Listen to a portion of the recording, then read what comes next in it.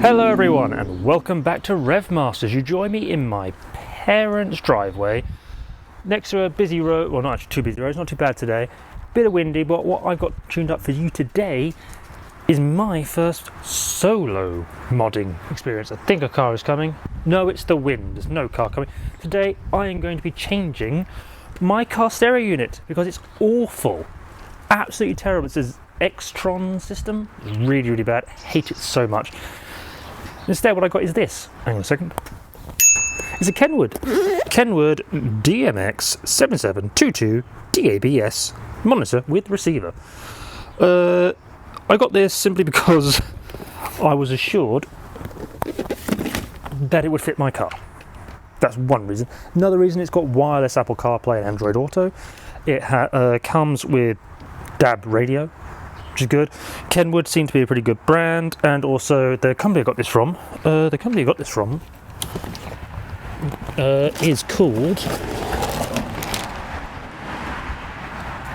is called Dynamic Sounds.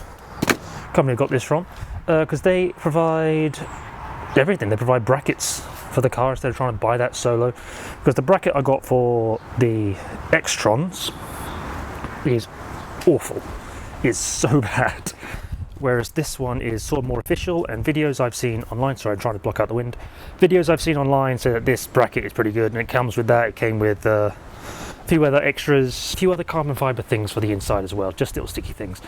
So come join me. So first things first is we've got to take out the old system and take the bracket off, and I think I might do the bracket inside in the garage. It's a little bit cold here, a little bit windy, and you can hear the wind. What you will need in order to take this out is a good old ratchet set and just a load of tool belts in case you need it. So here we have the offending unit in question. This is my handy thing that I've got at the moment. What you're going to need to do is pry panel and panel off to get at unit, and well, I'll try and do this while holding a camera. Let's see if I can. Yep, come on, there we go, come on away, girl, come away, there we go, look at that. Also, I think it says Subaru, yeah, Subaru unit, this one. Subaru! Ooh woo! Don't say that ever again. There we go. Pull that away from there. Put that away. There we go. Out.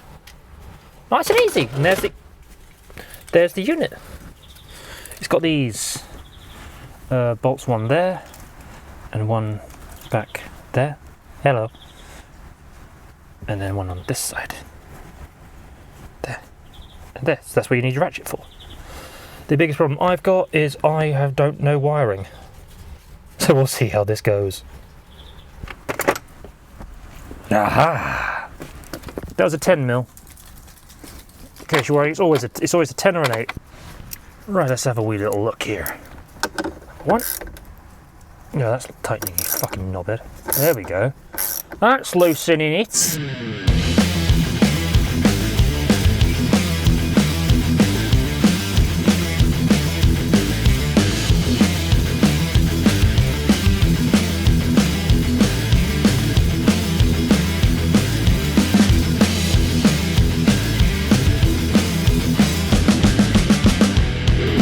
Right, let's have a look. Can you see? Look, it's coming. There we go. Right. So this is the unit. This is the bracket that I don't particularly like. It requires screws in a certain place. Whereas the new one I've got doesn't require that. So yeah, it's like an Android system, but if you look over here, there's a little bit of a label. I believe it says aerial is broken. How lovely. Okay, here's the new unit. Nice little Kenwood. It's pretty fucking heavy, than the last one. Hang on. So this is what the side looks like for this. Yes. Lovely. Can't take that off. But hey ho. It's a little more complicated on the back, but we'll figure it out. Let's go. Okay, everyone, we've got a bit of a snag here. This seems to be like a power extender. It has all sorts of extra things to go to mute options, go to the steering wheel mostly. Don't entirely know if we 100% need it, but what we do need is for this to fit. That's for the power. Now, don't fit that. Don't know if you can see this. I'll hold this up again. See that fuse bit? Yeah, that's not the same shape as that. It's different. Even though I was assured this fits. See if I can show you. Right, if you can see, this needs to fit in there, and it is just, oh shit, just too, get out, reversing thing, getting in the way of the focus. It's just too big. Just too big. Now, I'll bring this back over. This cable fits in here perfectly fine. Then you got these two. That's wrong for that. I did find that these two fit here, but then you got these. So does that mean I unplug this? Because that's what they go to. So do I not need that thing anymore? Huh. Tune in next time when I figure this out.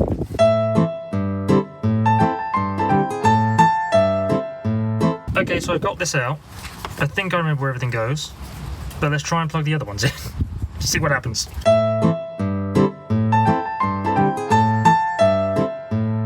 Okay, moment of truth. I'm going to try and start the engine and see if this works. Hold on tight. Oh, oh, oh, oh, oh, oh, oh! Am I a genius or something? It is working! I have done a thing! I did a thing! I did a thing! I did a thing! I did a thing! Eee! Next, I need to make the brackets off. This is a good test for everyone to do, by the way. Okay guys, these are the new brackets. As you can see, it's just got a nice area to put the holes in, as opposed to an individual hole, which the old brackets had. And the old unit as well had specific holes to put them in, which this new unit does not. So yeah, let's get those on. Okay, so while we're just waiting to get the bracket on, because there's a little bit of a complication with that. While we're waiting for that, I know it's a bit of a mess. We still have cables all over the place, but I have a few other things that I wanted to attach. In the center console, it's where the gear selector is. It's gone a bit, yeah. Unfortunately, there's a bit of a melting section. Like someone's tried to fix it with some putty or something. I don't entirely know why, but what I've got instead in my little box here, little one, the carbon fibre. Look at that, a carbon fibre. So that will just go very nicely over the top. Oh my god, it already looks better. Just not even stuck down, looks better. So that's number one. I think it's just carbon fibre effect. It's not real carbon fibre. Number two.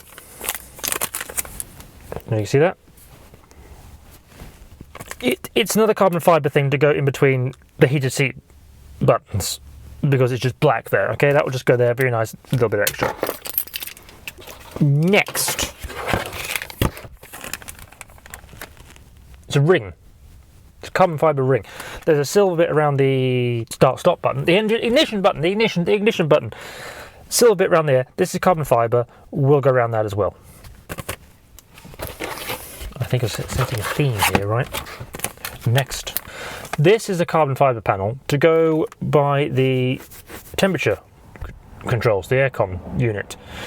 It's a nice, I don't know, it's a textured effect, but I just feel a little bit of carbon fibre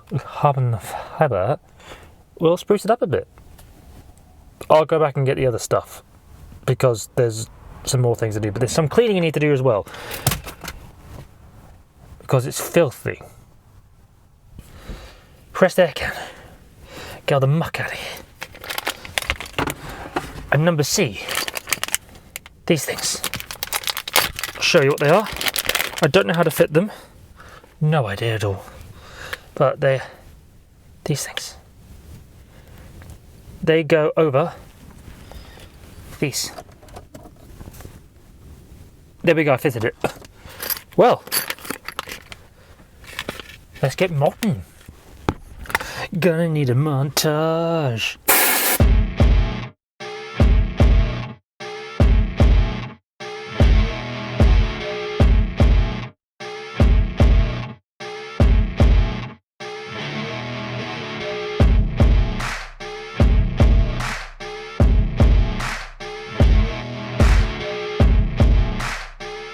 Try and put this on the engine. Start button, not on the engine.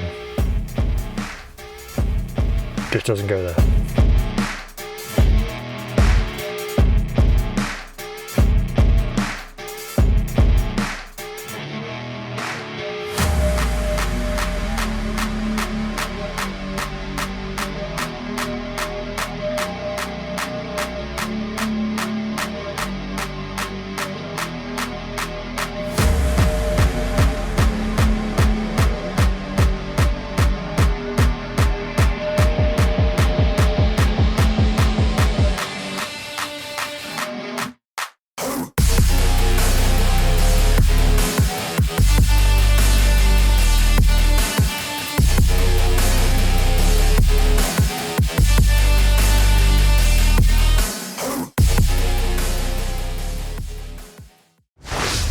Okay, so it may or may not be another day or another week.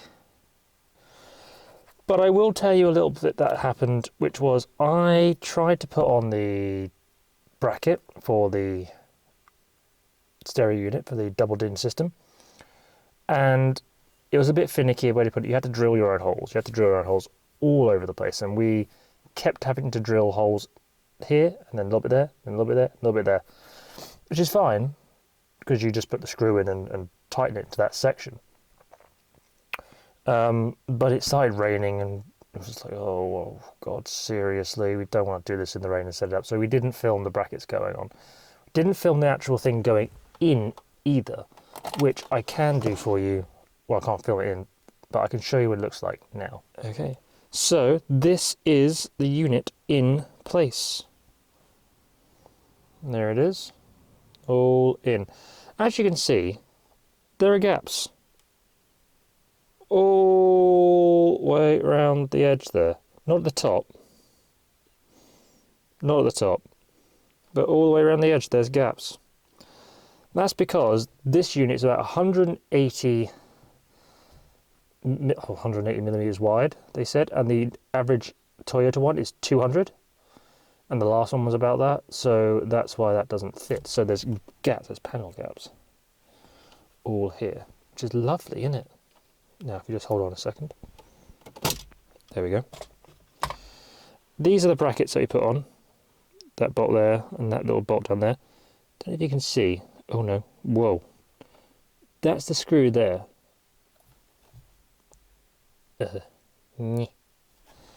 That's the screw there. Another one there. We had to keep drilling quite a few holes in order for that bracket to go in at the right angle, because this whole unit was like that.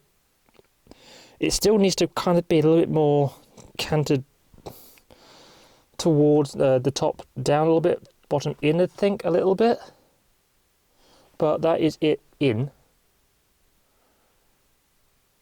It works brilliantly. Works superbly. It's a Kenwood, like I said, but there were problems, and one of the biggest problems is now, put this back on, is that I've got these panel gaps. If anyone in the comments knows a good way to get over that, let me know. Right, okay, so this is what it looks like with that panel trying to be fitted. As you can see, it's not straight at all. This, I've tried to wedge this bit in here, and as you can see, it don't fit here neither. If the lighting was good. You can see it just don't fit. If I push that up, see, it just all seems to wobble and fold, so it's not set up right. So what I might do, I'm gonna have to cut a little bit off this bit here and that bit there and straighten these edges up to try and get that in. So I put it up flat against that corner, that doesn't go in very well there. That's flat in that corner, it doesn't go in there. So it's not technically straight, so I can't put that in yet without doing some editing to it. Damn you! So next big thing for me would be some nice new wheels. I'm probably gonna take a screenshot of the wheels I'm looking at and say the color, and maybe Ash could put it right here, maybe Ash, maybe, hey, Ash, you're gonna put it right there for me? Another idea is to get our mate Adam to Photoshop them onto my car. That'd be quite cool. But until then, until I decide and when I get them, because, you know, it's the money, got to get some money, because they're not cheap, these things, it'll be pretty cool. But hey ho, thank you so much for watching. But I will see you in the next video. Whoa, guys, just hang on just a second there. You thought the video was over, didn't you? Well, it is, but not just yet. I still have some information to give you, which I know is a bit unusual to do at the end, but Ash and I will be displaying our cars at the British Motor Show this year. Yep, we didn't do it last year. Well, Ash didn't do it last year, and I haven't done it at all. I haven't had a car worth doing it for. But now that I do, both of us will be displaying our cars at the British Motor Show, in the outside section most likely. For your information, the British Motor Show is a large event for car fans, car enthusiasts, nerds of us, who want to spend 1, 2 or 3 full days wandering around looking at cars. Modded cars, classic cars, hyper cars, cars being wrapped, Lego cars. You get to see drifting, you get to see stunts. It's mad, it's great. And Ash and I will be there for 3 days. That's right, 3 days. August 21st, 22nd and 23rd. All information you need is down in the description below and where you can buy tickets and see us. Come and say hi, we're nice people. So, if you feel like joining us at the British Motor Show, check out the description below. See you there. Keep on revving, guys.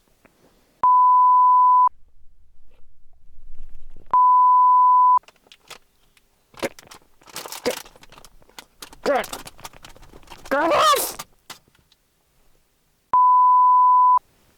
I am sorry. You will not beat me.